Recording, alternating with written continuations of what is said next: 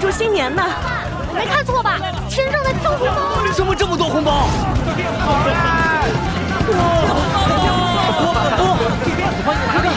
漂亮的烟花！这样好福吗？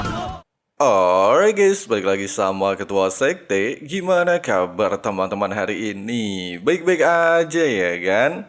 Waduh, udah memasuki bulan puasa ya guys ya. Buat teman-teman yang beragama Islam udah pasti puasa ya kan? Dan maaf banget ya guys ya, dikarenakan hari pertama puasa dan kita harus sahur dan sholat tarawih, jadi uploadnya agak sorean ya guys ya. Sedangkan untuk minggu-minggu ke depan insya Allah udah normal ya guys ya. Nah, di video kali ini kita bakalan ngelanjutin lagi pembahasan alur cerita Donghua Throne of Steel episode 199. Buat teman-teman yang baru gabung, Mimin saranin nonton dulu pembahasan episode sebelumnya supaya kalian gak gagal paham ngikutin kelanjutan alur ceritanya. Linknya udah ada di kolom deskripsi. Oke lah guys, gak usah kelamaan lagi di awal video. Langsung aja simetriskan posisi rebahan. Inilah waktunya kita baku hantam.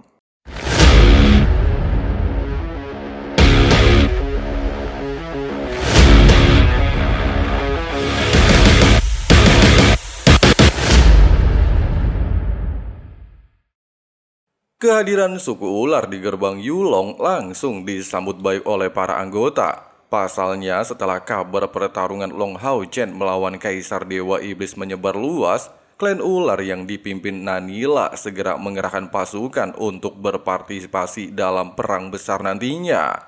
Meski tetua Han Qian mengucapkan terima kasih atas bantuan mereka, hanya saja Nanila mengatakan hal ini cuma bantuan kecil.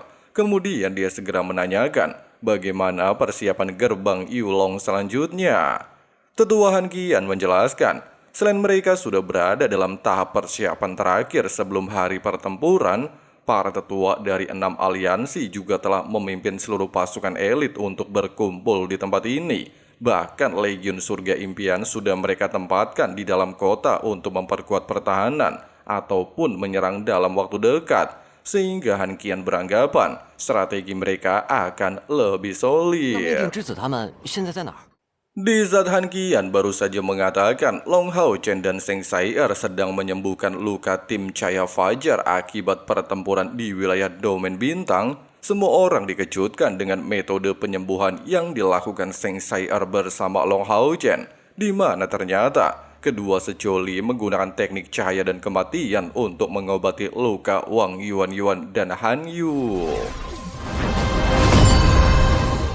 Meski dikatakan energi spiritual bawaan Han Yu telah habis sepenuhnya, serta hanya menyisakan seutas jiwa dalam tubuhnya, namun berkat kekuatan cahaya Long Hao Chen, dia mampu memulihkan seluruh energi spiritual bawaannya. Sementara Sai-er terlihat menggunakan kekuatan kematian untuk mengembalikan jiwanya, sehingga membuat Han Yu kembali sadarkan diri tanpa luka sedikit pun. Singkatnya, mengingat Wang Yuan telah menggunakan api ilahi untuk menggunakan kemampuan warisan dewa raksasa, bahkan rela menahan efek samping dari kemampuan tersebut, Hao Chen terlihat menggunakan kekuatan cahaya untuk menghilangkan rasa sakit dalam seluruh meridiannya. Sementara Sai-er justru menyegel api ilahi dalam tubuhnya, sehingga Wang Yuan nantinya bisa mengerahkan seluruh kekuatannya sesuka hati. Demi merayakan kebersamaan tim Cahaya Fajar, Long Hao Chen terlihat meminta seluruh rekan-rekannya untuk berjabat tangan merayakan hal tersebut. Namun di tengah-tengah momen kebahagiaan, Hao Chen justru dikejutkan dengan pesta kembang api, sehingga membuatnya bertanya-tanya. Chen Ying-er mengatakan, hari ini adalah tahun baru Imlek bagi mereka, dan kemungkinan ada beberapa orang merayakan tahun baru di dalam kota. Dikarenakan Hao Chen orangnya pelupa, bahkan tidak ingin melewatkan tahun baru Imlek, dia lantas meminta rekan-rekannya ikut serta dalam acara pesta makan malam berkumpul bersama dengan para tetua aliansi.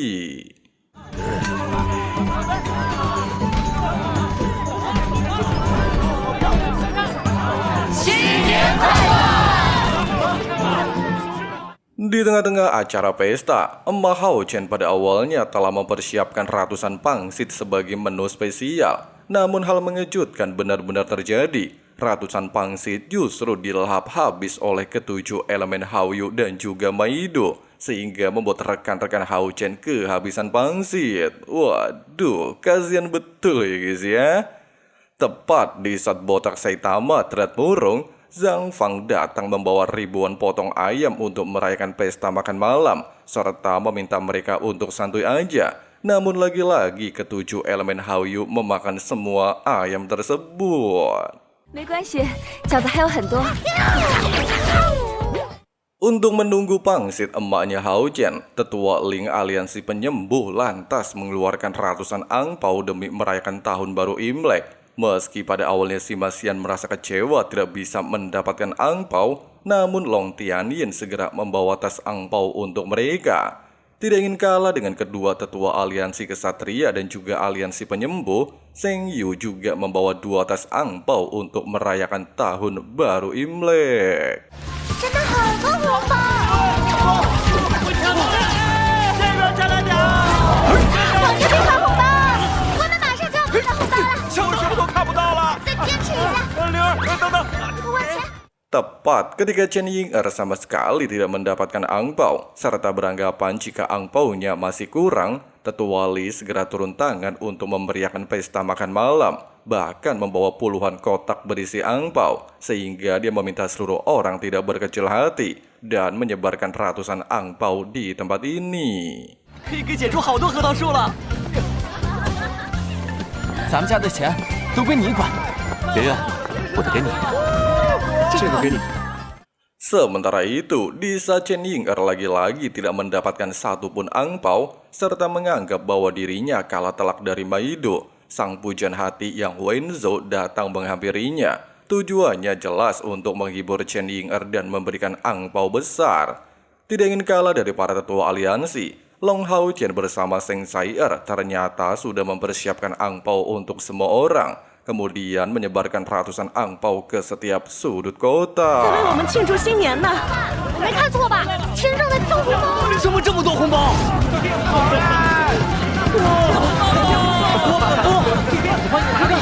好漂亮的烟花！谢幕祝福吗？新年快乐，过个好年。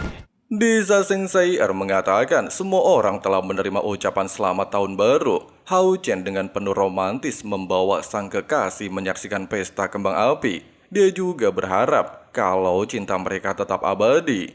Namun di tengah-tengah suasana romantis, Chen Ying'er tiba-tiba saja menghampiri mereka untuk menari bersama dengan semua orang. Sementara itu, meski pada awalnya tetua Li menolak ajakan Lin Xin dan Li Xin untuk menari di acara pesta, namun kakek pesulap hijau dengan paksa menariknya untuk memeriahkan acara pesta malam tahun baru.